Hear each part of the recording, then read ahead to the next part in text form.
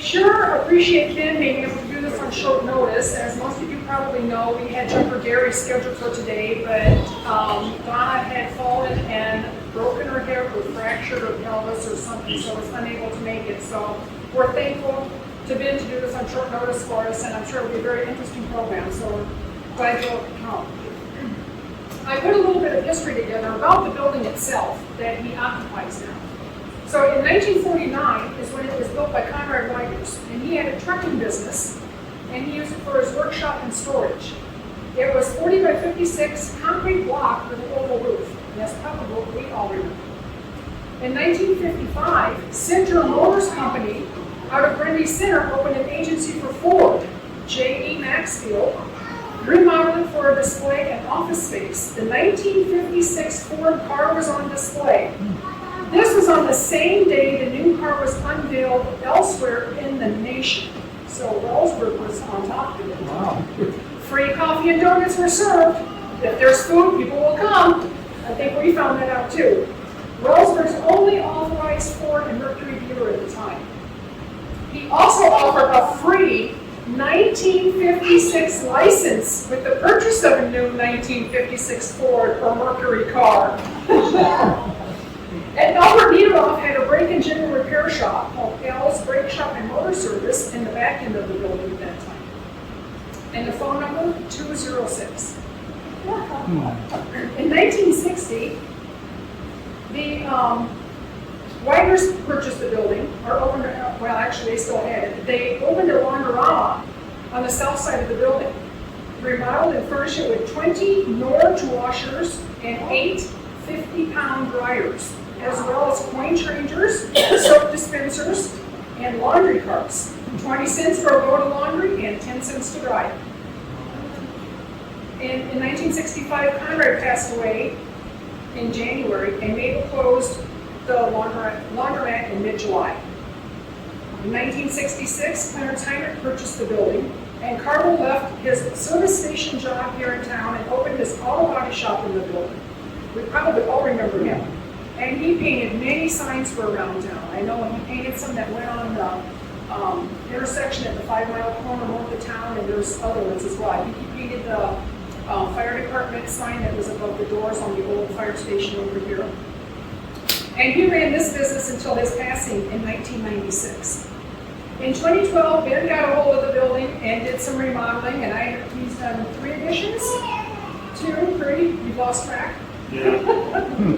To accommodate his growing business.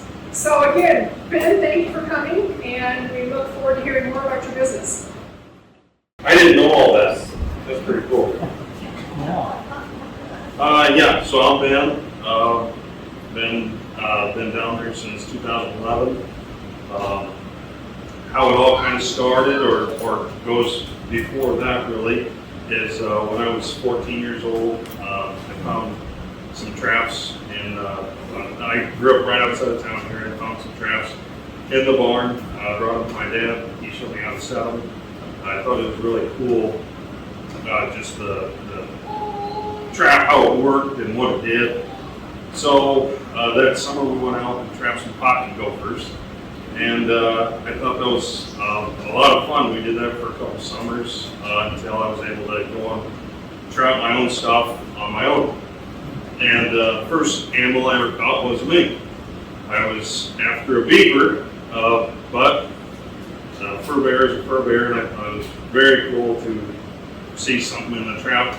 I was trapping with somebody at the time, and so we brought it to somebody else that knew how to skin this mink, and then we brought it to the fur buyer, and the mink brought $3, and the skinner took $1, and my partner took $1, and then I took $1. And I thought, holy cow, I'm on to something. This is a lot of fun, and it makes money. So, wow. So, once discovering that, I kind of furthered my knowledge into trapping, which took me to trapping conventions, Iowa trapping conventions held every September, and started to go to those. I haven't missed one since, and I would go to those to further my knowledge in the trapping. That carried on through my high school years, and then a fruit buyer told me, he said, if you want to make a little bit more money, he said, start finishing your fur, which means, fleshing it and drying it down and getting it ready for the fur market, the tanneries. And so that next year, instead of putting all my money into traps, I put all my money and effort into skinning and fleshing equipment. So that winter, I kind of figured out the art behind skinning and fleshing, and I realized then I liked that just as much as I did trapping. So we get to, so I started skinning and fleshing for myself, and then after a couple of years I got better at it, and I started skinning and fleshing for my friends. And throughout the winter I would make tens of dollars skinning for my friends, but it didn't matter because it was all profit. So that was pretty nice. Then, of course, I graduated, and what are we going to, the famous question, what are you going to do the rest of your life? So I went to, I knew that I liked the outdoors. I like farming too, but my passion was really with the outdoors. And, this trapping thing was pretty cool, and I had already proven that it makes a lot of money. So I went to school for conservation. Once I got out of college, we're in Grundy County, and I really didn't want to move. And Grundy County is all agriculture, with a little side note of some fur bears and things. So, but for conservation, and once I graduated, I really had no idea of what I was going to do with that degree.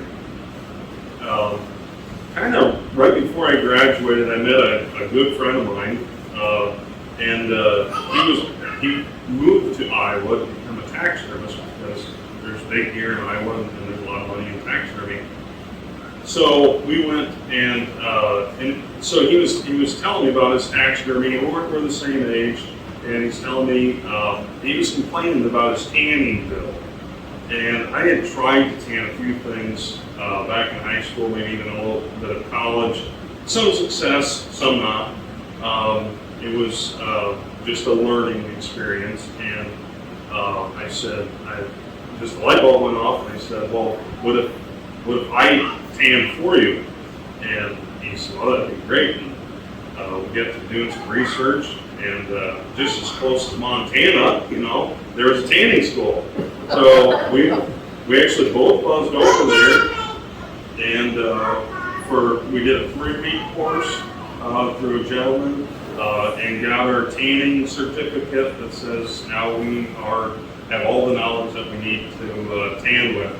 And that's how, when I got back, bought the building, bought the house, and that's how the kind of the background behind that goes. So year 1 and 2 went something like build it, break it, fix it, break it. And learning, because there's a lot of equipment behind it, and you can't just run to Walmart or whatever to buy, what actually, what it needs, or, so there's a huge learning curve, and it took a couple years to just get a little bit of equipment to be able to run and function. And then once we got the equipment, it became more of now if we had the equipment running, now we had to kind of hone in. And me and him went into business together. About the second year, it became pretty evident that I was very interested in it and he wasn't. So he opted to drop out, and I continued on. Year 3, 4, and 5 was mainly advertising and a lot of learning.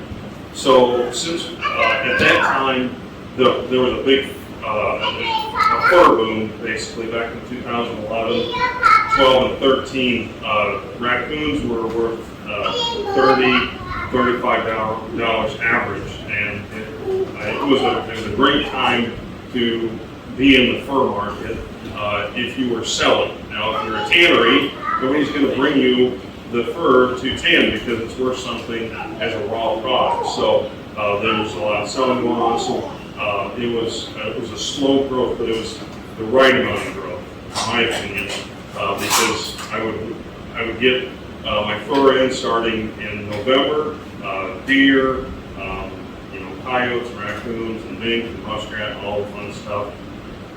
And I would tan, my first year was probably less than 100 skins, but just doing that many, I realized what it took, and I was able to fix everything, I had the rest of the summer to fix all the things that needed to be done. So then, year 3 through 5 was taking all my summer breaks. I was working full-time at the ethanol plant in Cleves, and I would get fur in usually about 4 or 5 months throughout the year, and I would take the rest of the year to learn how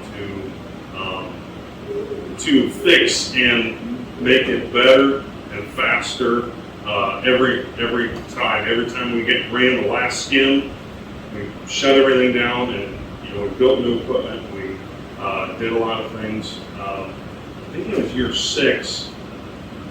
I realized that April had come, and I still had a mountain of fur to process yet. And I said to myself, I have no idea how I'm going to get through all this, working a 45-hour a week job and everything else that I had going on. And I was pretty close with a gentleman, Alan, who owns Funkies, and a few others. Sid was one of them. That said, just do it. Like the Nike sign, I suppose. But just, you're young, just, you'll be fine. You can build so much more. I'd already proven that there was a market. And it's not just me, there's other tanneries out there. But we were growing at such a rapid pace that if I hadn't done it that year, I'm not sure if I would have made it another year, because I completely underestimated how much work there was to do. So I quit my full-time job and went full-time at the tannery, which full-time to me meant 7 days a week, and just worked on stuff, and I never, to this day, have not ran out of work since, which is a great feeling to have most of the time. So year 6, 7, 8 was tanning and also building bigger equipment that could service the need now, because I was down there 50 or 60 hours a week, maybe more, and the equipment that I had was too small. So building the equipment bigger as I had time, after hours or on weekends and things like that, and going to a lot of shows. I started going to the trapping convention. That was my very first show, probably my third or fourth year in, and then I started going to bigger shows such as like the Iowa Deer Classic, and all kinds of shows that showed interest in fur bearing and tanning and hunting animals. So started going to some shows, and about year 9, something happened, and it was, I think, a little bit had to do with the market had fallen to where nobody wanted to sell anything, and we had enough customer base to where we were the new kids on the block. When I say block, I mean Iowa or even the Midwest. So we just kind of took off again, and it was like, hang on, because you don't know what's coming in tomorrow. So I was able to start hiring people. Before this, I had some part-time people help seasonally here and there, but it was very much unscheduled. And I hired my first full-time guy probably year 9, and he was another me, basically. It was somebody that, since I did everything, it was somebody that he learned all the steps, which was really nice for me. Year 10, we were able to hire a secretary, and how that came to be. I got on the phone, I think at noon, and people didn't stop calling me until like 4:30 or 5 o'clock, and it was just a reef. And I said, I cannot do this anymore. I was on the phone way more than I was working, and I'm only one person, so I hired somebody. I thought, 3 hours a day, if I could just get away from the phone for 3 hours a day, I'll answer it the rest of the day. We hired Kenzie Houston, and I think she was there for 3 days, and I said, you don't have to leave if you don't want to. So that's how Kenzie came on, and she started full-time. Then we were able to hire on another full-time guy doing the same thing. But yeah, now we're on year 11 or 12, and it's last year, or about 2 years ago, I realized the building was not big enough. We were maxed out. It wouldn't have mattered if we would have got more equipment, because there was no room for the equipment. Hired more people because the equipment was already maxed out.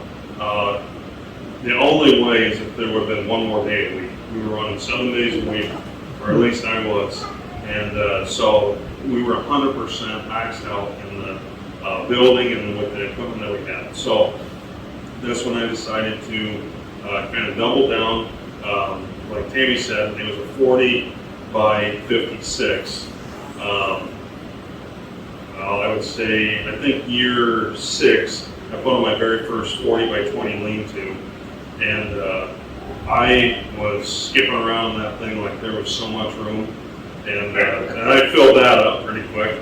So I put a lean-to on the other side, and I filled that up pretty quick, another 20 by 40. But then last year we were able to put on 80 by 54, I think. So we basically doubled the size of the building just last year, and now it's full again. So I don't know what, but so I realized that, so we were full. We put on this big addition. At the same time, there's a tannery out in North Carolina that just went out of business. And older gentleman, 69 years old, has been doing it his whole life and has built a very, very good business, doing something that we don't do. I don't kind of get into that, but he had the equipment that I needed. So me and Nathan hopped on an airplane and we went out to North Carolina last January, and it was pretty slim pickings. We kind of got there at the wrong time. We got there on Sunday. On Monday, I walked through, I put my name on a few things, and I got to know the gentleman quite well, and very, very nice guy. But on Tuesday, one of the bigger tanneries had dropped out, and all that equipment had came back up. So on Tuesday, he said, anything that you have your name on now, if you want to switch it, now would be the time. So I ended up switching over, and I think there was 3 semi-loads of equipment bought, just different equipment. So last summer, we added on, we took out almost everything that I had in process to put all this new equipment in. It's built better, it's faster, it's larger to handle the volume that we need. And so we got that plugged in, I want to say sometime around November last year, and we haven't looked back since. It's still a growing business. I don't plan on slowing down anytime soon. With this new equipment, with the new space, even though it is jam-packed in there, we're still able to produce more. Our equipment can do more, we can do more, which is relieving for me that there's more growth to be had through that building. So, well, we found each other. Yeah, so that was about the time that I went full-time, about a year later. I quit a 40-hour-a-week job, so I had 40 extra hours every week. And I was lucky enough that, we were able to meet. So, and start a family. So, it's always been busy. So that's kind of that. We can kind of go through the process, and this sits outside. There's a carving that a friend did for me. Where did you get the name? Sleepy Creek Tannery. We could have named this Tannery. I didn't come up with it. My co-partner did, and we could have named this Tannery two guys just tanning in a building, in a concrete building, and I would have said, "Yep, that's it." The name. So Sleepy Creek comes from a trap, and the name to me was less important than the work that stood behind the name. So to this day, that's still my answer. I wish I could figure out something. Maybe the creek that runs in that movie will rename that Sleepy Creek or something. But we're gonna have to figure out something, a better story behind that. But so starting out with the first picture, Tammy said don't dwell on this one too long. So I'll just set this down. And so this is Adam. He's our new skinner. We hired him back in November. Back in the day, he used to skin and flush for a fur buyer, and that's what he did for a living, is put up fur. But one thing that has kind of made Sleepy Creek, I think, what it is today, there's several things, but one of the things is we service the needs of our customers. So that it was a bobcat that he was skinning, and what most tanneries, most commercial tanneries do not offer any skinning and fleshing. They want it fleshed and dried. So I brought a raccoon, and this is the way they would want it, okay? So this raccoon has been skinned, has been fleshed, all the meat and all the fat is off of it, and dried down, kind of the consistency of jerky. It's not going to last forever, but it will last a very long time. And that's how most tanneries are going to want it in. We're taking it in raw. All you have to do is pull the trigger, walk out there, grab it, put it in the back of the truck. I'll even take it out of the back of the truck for you. So we're very customer oriented when it comes to those needs, because I understand, just because you knew how to shoot a coyote doesn't mean that you knew how to skin one and all that stuff, and we're there for that.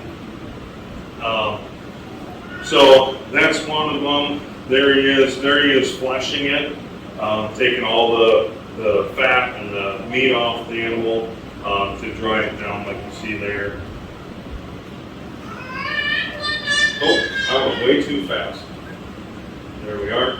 Okay, so this kind of this is the south side of our lean-to. This is our storage side. This lean-to, what was 20 by 40, we turned into a 20 by 90 something. But that is where we store all of our fur. Kind of bring it into perspective, we run about 5 of these totes every week. So we need work in front of us all the time because we're constantly, and we run about 500 skins a week. That means less than 500 bears and more than 500 weasels. The tannery is based on weight and not skins. And if I told you weight, it would be way too confusing. So I just say 500, and it's an average. So it's typically, unless there's a lot of bears in there, it's typically about 100 skins per tote. So we're doing about 500, maybe a little more every week. What is a tote? A tote is just one of these, and that is a 300-gallon tote. We reprocess them. I get them from the ethanol plant, and we just cut the tops, and we can reuse them. We just number them, and then we reuse them. So when the skins come in, we give each skin a code. It's pretty boring, but it's basically a barcode right above the tail, so we know whose is whose. So if you bring me a raccoon, you get yours back and not somebody else's. So that's at least the way it's supposed to work, but it works that way almost every time. So one thing that we do a little bit of, and I'll kind of touch base on this now, is there's 4 types. Oh, here that is. There's 4 types of tanning. There is fur dressing, which is what we specialize in. Slicky Creek Tannery and fur dressing. There is wet tanning. There's dry tanning. And then there's tanning beds, and that has nothing to do with tanning. So fur dressing is going to be for garments. So if you want a nice wall hanger, you say you harvest your first coyote and you just want some wall decor to go in your cabin or your house, we'd be happy to do that for you. But what else you can do with that coyote is make a pair of mittens. If you gotta kill some more, but you can make a blanket. You can do a hat. You can make a coat. There's all kinds of needs, and this is a renewable resource that we have here in Iowa and across the United States. So then there's also taxidermy dry tanning. The dry tanning is, so if it's going to be a bear rug, many of you guys have seen the bear rug and it's going to head in it and stuff. So that would be required actually dry tanning. Taxidermy wet tanning, basically the same thing as a taxidermy dry tan. Taxidermy wet tan is going to be for your deer shoulder mounts. So all your deer mounts that you see at Texas Roadhouse and things like that, those were tanned in a tannery. It's something that we do offer, but we don't advertise much of. We stay so busy with the fur dressing side of it that we don't really need to offer the taxidermy tanning side of it. But that's what you would need on, say, you want to put something like this together just to put somewhere. That's what that would require, is a taxidermy wet tan. So, and that is what Rick in North Carolina built his business on, was taxidermy tanning. So he did a lot of elk capes, he did a lot of deer capes and things like that for taxidermists, where we deal with more of the general public. There's lots of businesses to be had. And then of course hair off tanning would be for your belts, your leather shoes, things like that. So a little bit about our process in here. So these are the new equipment. This is called a stern wheel paddle bath. I just figured that out about 1.5 years ago, what to call those. So, the way we used to, we had a paddle bath, but it was called a raceway paddle because everything went around in an oval, and it worked very well. These hold about 500 gallons and about 200 skins. If you try to put 200 bears in there, it won't fit, and 200 weasels is not enough, so it's an average. But, so we take a raccoon, give it to us like this, and we need to rehydrate it. So that's going to go into a solution with just water, some warm water. We're going to put rehydrator in there, which makes the water penetrate the leather, and some degreaser. The degreaser helps with taking at least some of the surface grease off. It doesn't get everything. We have another process for that. Once the rehydrator is done, it's about 24 hours, we go into a pickle. The pickle is saltwater acid. The acid is to bring the pH low enough for the bacteria not to grow. Once you take the moisture away, like that, bacteria can't grow anymore.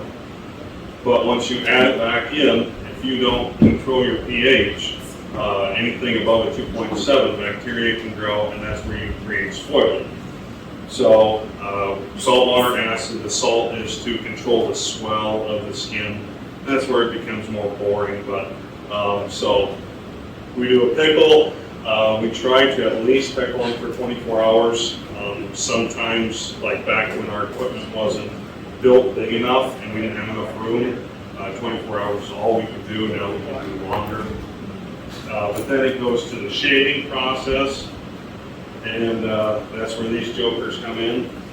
So we're taking a pickled skin. And it's safe to the touch. It's at a lower pH, but it's not going to burn you or anything like that. And we're shaving it. So this is my shaving machine here, and we're taking that leather down to a thickness that's tolerable to make a nice garment quality. So it'll be thick enough that you can still sew with it, and thin enough yet that it'll still be pliable. It's very much an art, and arguably probably the hardest thing to learn in the tanning business. How I train somebody in this on this table here is we give them 200 raccoons just like that. Once they get finished making those look like Swiss cheese, then they're ready. Hopefully the last 100 they figured out the machine well enough, and then they're ready to start on customer fur. But they only work on certain species. And they're just doing the top. So they're not doing the final shave. They're just kind of basically learning the whole process. About 6 months later, you're ready to throw them into production, meaning what they shave, or at least hopefully some of what they shave, we don't have to look over again. And hopefully it's thin enough, and I mean, everybody trains differently, so it's, there's some people that'll be ready in 4 months, and some people that'll take a year to really hone in their skills. And then they're ready to go into production, and that meaning most of what they're going to shave can go right into a barrel and go into the tanning process. So that's where, even though this isn't me, that's where I spend a lot of my day, is shaving. If it's not shaving, it's phone calls or learning something else about trying to fight fire, basically. So then it goes, after it's tanned, so it gets shaved, it gets degreased once more, which is at a high pH for only a couple hours. That is to help the skin open up. And the degreaser is basically just a really, really good Dawn dish soap. I mean, you could probably use Dawn if you could buy it in large enough volume. But that's basically what it is, just hot water, or warm water with soap in it. After it's degreased, we tan it. That's another 24-hour process. And then once it's tanned, it comes into the dry room. Now this is the new part of the building. You can tell because the walls aren't falling in yet. So we have a lot of sawdust behind here. There's a lot of drums. I'm not sure, maybe there's better. Here's some of the oiling. So we tan it, we oil it. All the skins get different oil. The only two ways we separate things are fur and hair. So what I call hair would be deer, elk, antelope. They have hollow hair, and they float. That skin will float. It will never sink, or it will never stay sunk. It'll always want to come out to the surface, so you have to agitate it in play. And then fur, meaning bears and coyotes and coons and all that fun stuff. That has just dense hair, and that will sink and stay sunk. So we split those two up. If somebody brings me a raccoon and a deer, we're going to split those two hides up and put those on two different batches. But we'll tan anything between a weasel and a bear and antelope and an elk. But they're going to be two different batches. And then throughout the tanning process, one thing that we do different compared to other tanneries would be we tan all together, meaning we're not just doing a bunch of bears this week. There's bears and there's coyotes and there's lions on line, or however that goes.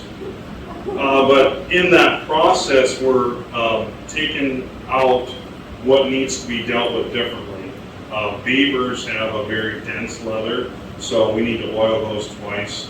Some other species do too. So when we go through the process, instead of running it all one certain way, my dry room guy will know this, that we take certain species out and those get this kind of oil and then this kind of oil, and we take the other species and we do this way. It helps keep everything together. We have a lot of people bring us multiple species, and if we combine everything out, even though that would be easier, in the long run you have a lot of open tickets waiting on one thing to finish when you already did the other 99. So that's the oiling table, oils. Here's the dry drums. This is equipment that we got from North Carolina as well. So once it's oiled,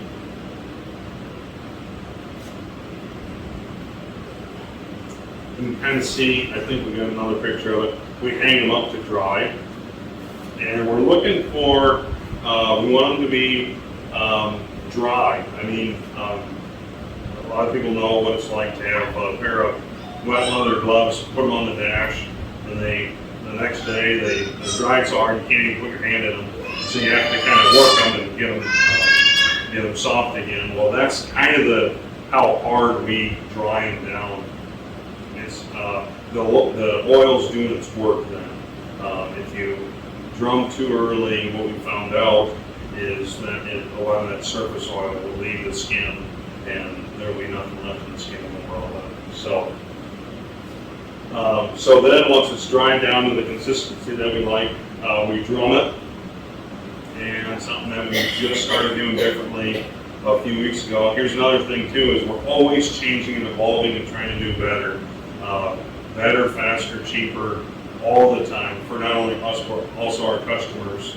It helps cut cost, which helps us help, and also combats inflation and things like that, because all this, I think everything has gone up at least twice as much since the start, of course, back 12 years ago. So we're always trying to figure out how we can do it a little better, faster, and cut some cost.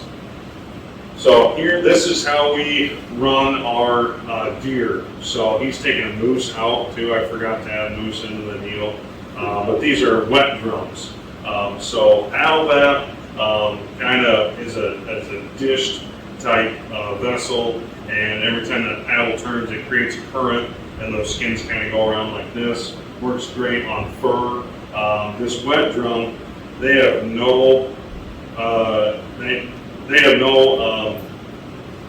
they don't have a choice. They are going to get tumbled and wet and whatever, because this is I think it's an 8x8 wet drum. So we add our water into that and or our solution, add our skins, and we turn it on, and they'll softly tumble in this water mixture, which works great. This is the first, and that also came from North Carolina, and we can run, I think, about 60 to 80 if it was just deer flats in that at one time. So we could run a pretty good volume of it, which works great. Here's our drying process. You can tell we've got some deer drying here. Here's some beavers and some otters over here. But there's a little bit of everything in there. All that stuff is drying down. That's just a box of some fox that was laying on the floor that we got a picture of. But that's good. We do a lot of not only training for others, but throughout the years I've made a lot of connections, and I have been able to figure out a new market. So in tanning, I tell somebody, hey, we're 6 months out, and for some reason we start running faster. Maybe we hired somebody, and the 6 month went down to 4 months. But I found out it's good to finish early, but not too early, because if we finish in 4 months and they were expecting to get their bill 6 months later, we were having troubles getting paid. So I found that out. So I'll buy fur a little bit through fur buyers and things, what's marketable to me, and I'll kind of be my own customer. And so when we're running ahead of schedule, we can throw in some of our own stuff and make that turnaround time instead of 4 months, maybe we can make it 5 months. And it sounds really weird, but we want to finish as closely to the date that we told them, hopefully a little early, but never too late. So that's kind of why we do that. And there's a lot of need out there. I've got a customer, just a blurb, but I've got a customer in Texas that has bought, I think, somewhere in the neighborhood of 500 squirrels from us, tame squirrels. It's got a really cool market. So he's always looking for squirrels, and we're able to provide that. I've got guys that are looking for possums and skunks and all of it. So we try to keep a little bit of that on hand so that when we get the phone call, we'll have some stuff for those people. This is all finished fur here. Those are people that are on my shit list. No, I'm just kidding. So when the fur gets finished, that's when we bill. So the customer has 30 days, of course, to pay. So you can rack up a pretty good pile of stuff if we don't bill when we and running the volume. Yeah. I didn't really catch what the tanning process really is. Yeah, What does that skipped do? over that, you said, daily routine. What was that? Okay, so tanning process to us is just adding in the tanning agent. So the tanning process would be very similar to a rehydrator or a pickle. It's just a formula that we have that we put in the same paddle vat. Maybe we can go back to that. So this is actually a tan right here. So it goes through 3 processes, 4 if you count the degreaser. Rehydrator, then it pickles, then it goes through a degreaser, and the last one is a tan. But it's just a formula that we have with the water, with the skins, and it runs for 24 hours. At the end of that 24 hours, what I didn't add, at the end of that 24 hours, we bring the pH up so the skin is no longer acidic because you can have it's for longevity, basically. So does tanning mean this whole process that the skin goes through? Yes, tanning means the whole process. But it can also mean specifically tanning, because without the tanning, it would just be a pickled skin, and you wouldn't have any longevity on your skin. So it's what we use is a synthetic tan, but there's rain tanning and all kinds of different ways to preserve your leather to make it pliable for the long haul, basically. So.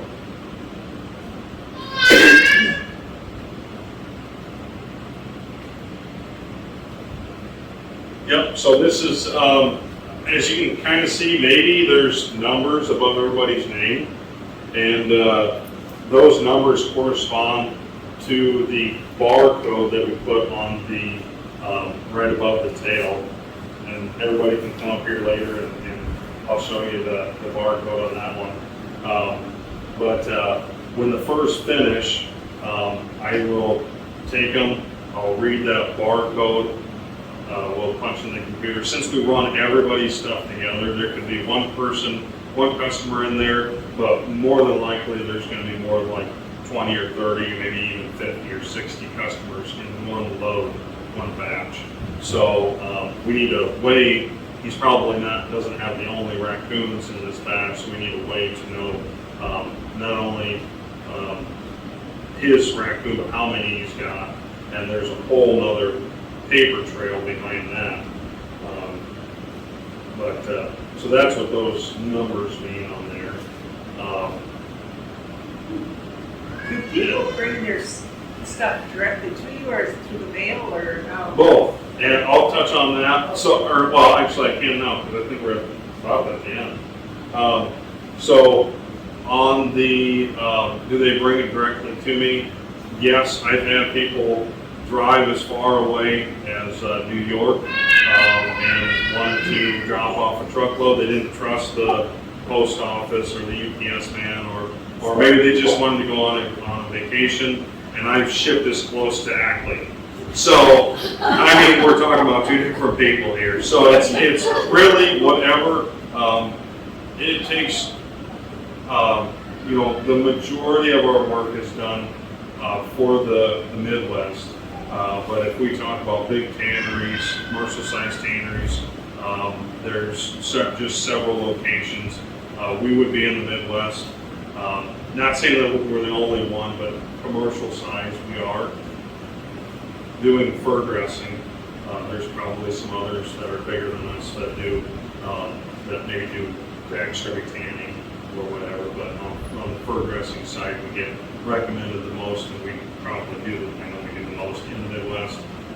There's a tannery out in Idaho, and he does as much or more than us. Big and well known, they do great work, wouldn't talk bad about them. And there's several tanneries on the East Coast. One that I know of is in New Jersey, so we're kind of scattered, which works really nice. But just the same, we'll get a lot of business from the East Coast. We'll get a lot of business from the West Coast, Alaska, all over the United States. We get a lot of stuff from Texas, Alabama. So yeah, it's really from everywhere. But if you kind of hone in on the Midwest, and Iowa's probably still my biggest state, singular state. But there's just, and we have a lot of fur bears, and it depends on where you're located. Is going to determine on what you get in mostly. We've done several grizzly bears, which are fun and stressful. But we're mainly going to get in. If it's a bear, it's going to be a black bear. We do several hundred or more black bears a year. A lot of raccoons, a lot of coyotes. So stressful because it's something different and because of the value of it? Because of the value of it, and we don't get enough in. I can treat it the same. A bear is a bear to me, so I can kind of understand what that skin needs in order to run the process successfully. But we're not talking about a raccoon that somebody hit on the side of the road anymore. It's a grizzly bear hunt that somebody probably saved up for a long time to be able to do. So, but there's, with the fur market where we're at today, there's a greater need to tan in the United States more than there ever has been. Back before, when the fur was had a real value to it, the guys would go out and trap and harvest these animals. Most people did not tan. Most people sold. And so now we're in a turning point in the market where the outfitter, not the outfitter, but the outdoorsman still wants to go out there and contribute because it is a benefit to the pheasants and the rabbits and the deer population that us trappers are out there harvesting these animals. So it's still a need, but because there's no value behind it, it's much more like deer hunting, where guys aren't going out there; they're just out there for a specific animal or a specific buck or fish, like fishing. So they're kind of more choosy, and then instead of sending it off and selling it, back then when the fur was worth a lot of money, our big markets were Russia, Italy, and now mainly stays in the United States, which is great for a business like me, being able to tan the product. So the same number needs to come out of the population, whether it be from us trappers, disease, starvation. I mean, these animals are going to dispatch one way or the other. Trapping being, in my opinion, the most humane trapping method. So, guys are harvesting still to this day, and now instead of selling, they're tanning, and now they're finding a different market for it, whether they're giving it back to the landowner, hey, thanks for letting me trap me all these years, or they're having some stuff made for their kids, or they're making some stuff and they're taking it out and selling it privately. We work very closely with garment manufacturers, not only in Iowa, but a lot of them are in Wisconsin. So that's another industry that has ballooned over the years, that need our service because there's a lot of products that need to be sewn together, and it's a renewable resource that besides the trap and the tanning, there's nothing into, which is really cool. So, what did I miss? How many full-time people do you have now? Full-time now is 7. I don't know if that includes me or not, but 7. Did COVID have any impact on you? It seemed to impact almost everything. I was just curious. No, not much changed for us during COVID. That was the year that we kind of ballooned. So if it had an effect, it had a positive effect. But if COVID hadn't happened that year, I'm not sure if it would have made any difference. What states or countries have you gotten fur from? States or countries, fur from probably not all 50 states, but most of them. Some of our bigger states, of course, in the Midwest. If you go outside the Midwest, Pennsylvania is a really big state for us. Alabama is a really big state. Texas is a really big state. But we even do work for a gentleman in California, and trapping, and I don't even think hunting fur bears is legal out there. So what that gentleman is doing is going outside the state and doing his trapping, and he sends across Idaho oils, and he's used them, across them to us because we can provide him with the service that he needs.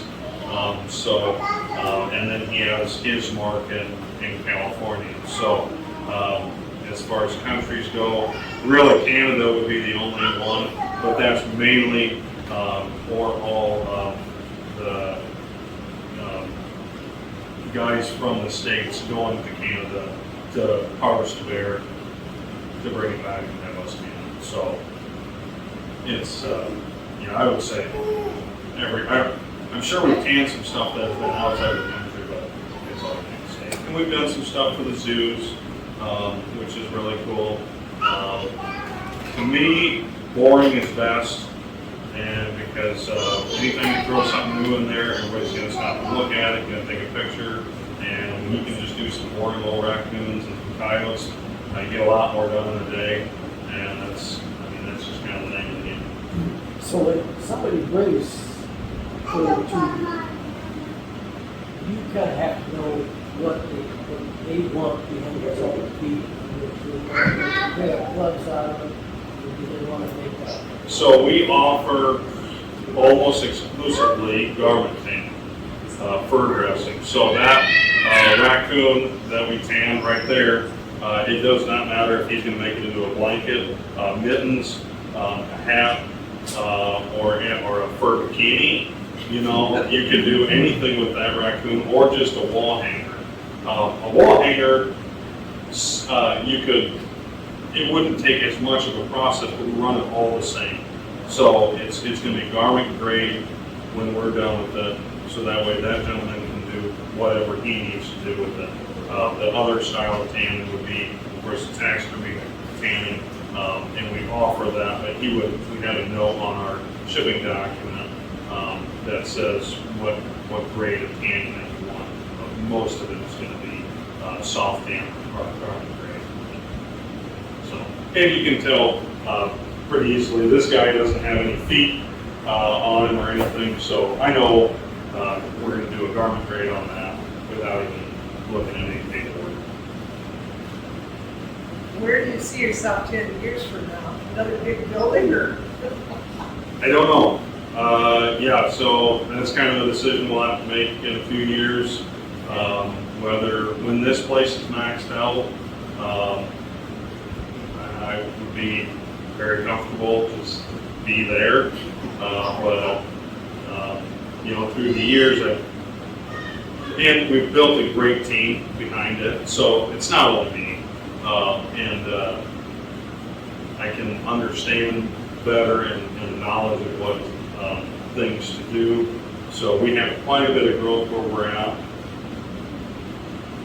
I don't know what 10 years holds, and I'm fine with that. So I said, we'll revisit that when I turn 40. When I turn 40, I'm probably going to just shut her off. So that's only in 6 years, so, but, you know, we'll see what happens.